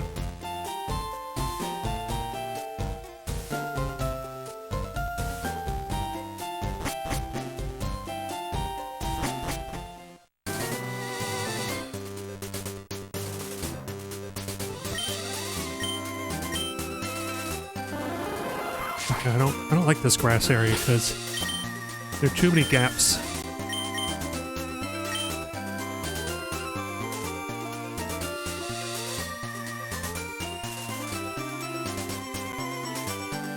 I'm gonna say that's enough. That's sufficient.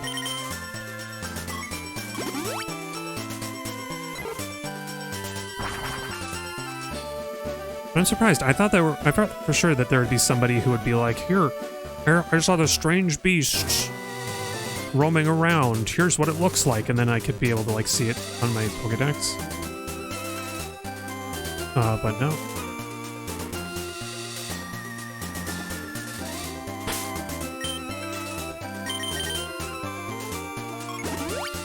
I feel like that's what you get in Crystal, right? Like, you get to see, like, what each of the beasts look like, kind of? Or no, maybe not. You get to... There's, like, a guaranteed encounter with Suicune in Crystal. That's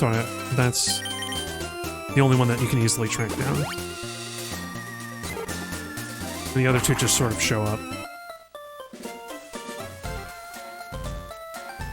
Man. Because I could spend time grinding this all off stream. Just like running and running and running and running until I see it. Running and we're running and running and we're running, running and we're running and running and running.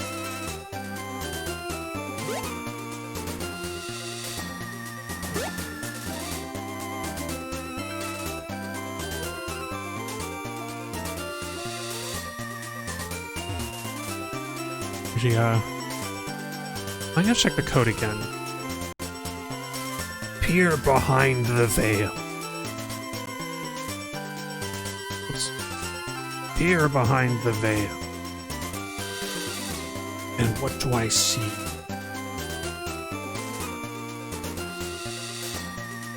When the roamer moves to another location set,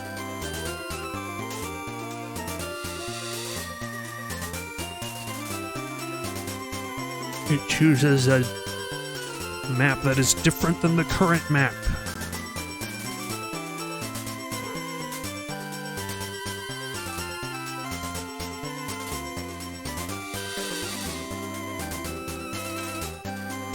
And if it's the same, it chooses a different set. Okay, that's a little insight. So it'll never, because the route, some of the routes show up multiple times in different sets, but the game ensures that it'll never hit the same route twice. It'll actually move. This little Pidgey chirp. That's cute. I like how they've done that. I like how they've started incorporating like Pokemon sounds into the environment a little.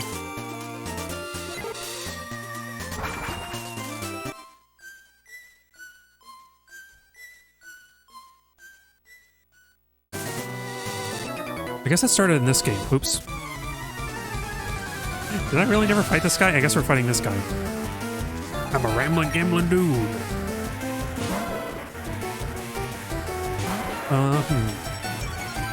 Scythian might struggle a little bit, but let's see. Let's see. Oh, and I forgot to turn on battle animations. I should do that.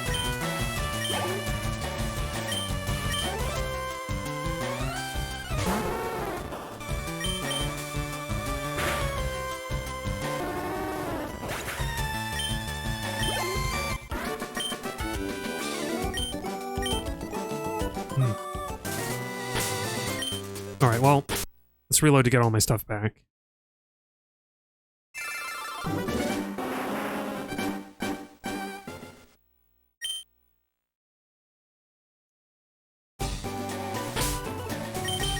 And then let's save with battle animations just to get that.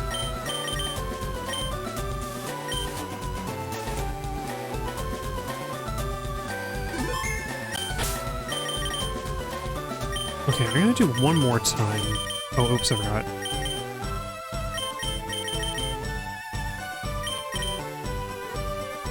Let's do one more time for Cerulean.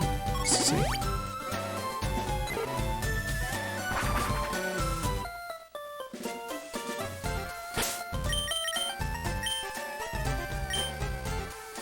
I guess if you wanted to really save repels, at least at this stage, depending on how long it comparatively takes to run down to the route, you could, like, reset, because that moves the monster. Oops.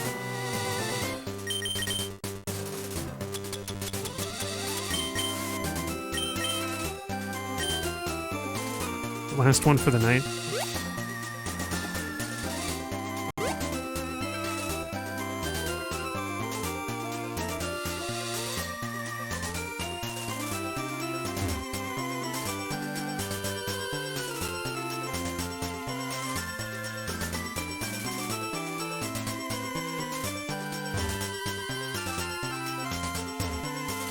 I don't think it's here.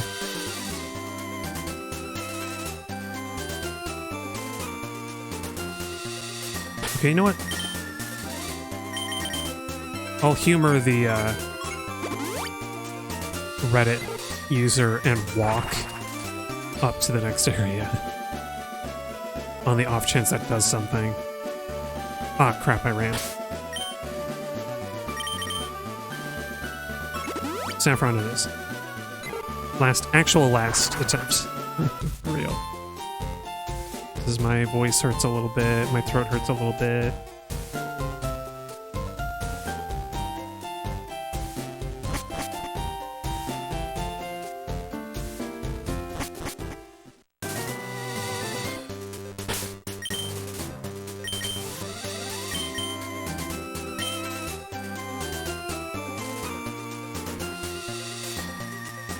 And I'm gonna use up the whole repel. I'll run the whole repel.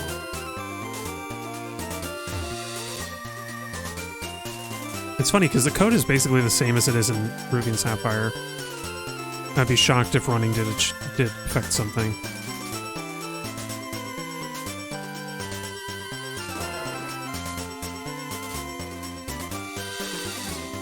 I also don't know why would you go to Saffron when Celadon is right there? And you don't have like an area transition. Okay, well, whatever. I'm not going to use up the whole thing. There it is. Well, to end the stream, let's look at the one new Pokemon I got out of the... which is not one that I even needed to get. Rerun. Okay, what do you like, Rerun?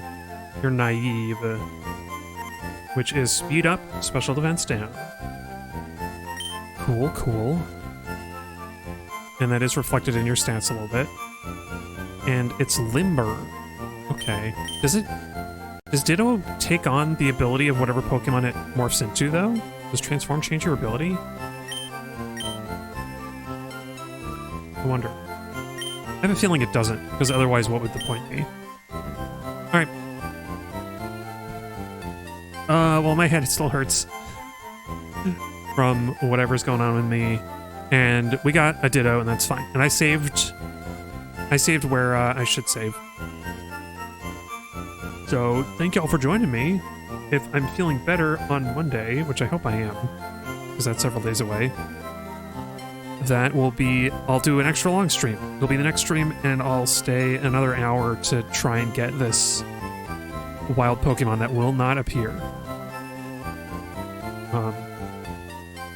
I'm going to do more research on it, just to better understand what's going on. It's... From looking behind the veil, it seems clear that it is only in Kanto. It's like not on the Sevi Islands at all.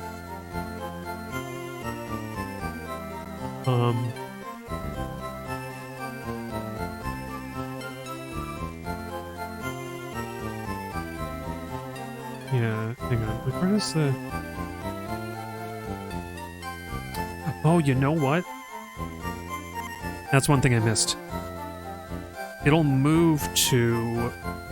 When it does change route, it'll move to whichever route is the first one in the list. Interesting. But there's like one list for every route in Kanto. There's one like location set. And it's just that I picked Route 5 because it shows up the most in all of these collections of sets. Which makes it feel like it's the best option to first encounter it. Anyway, it does make Saffron City a good spot, after all.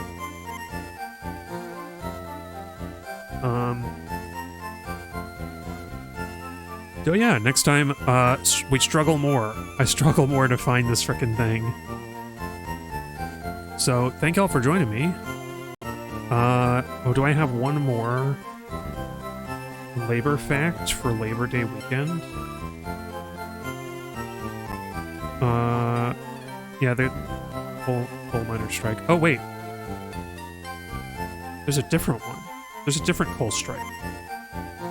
In 1902, the United Mine Workers were successful striking against soft coal mines in the Midwest in 1900. There's an Eastern Pennsylvania coal strike of 1902 by the United Mine Workers of America. Higher wages, shorter workdays, and the recognition of their union. They threatened to shut down the winter fuel supply.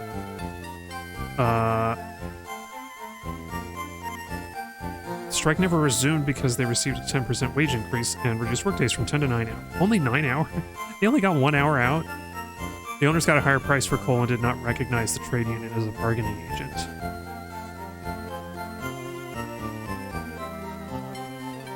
Oh.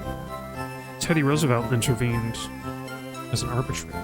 Supposedly neutral arbitrator. I mean, he was the Trustbuster. The Trustbuster president. Bull Moose Party and all that. Well. Anyway. Remember that unions are important for Labor Day weekend. Union solidarity, worker solidarity. Join together. We need to stick together and stick it to our oppressors in all walks of life. And striking is a very valuable way to deny, to like resist and deny power to those who need it, who like deny power to those who are pressing you. I don't know. I'm a little foggy. So thank y'all again, and until next time, I'll be seeing ya.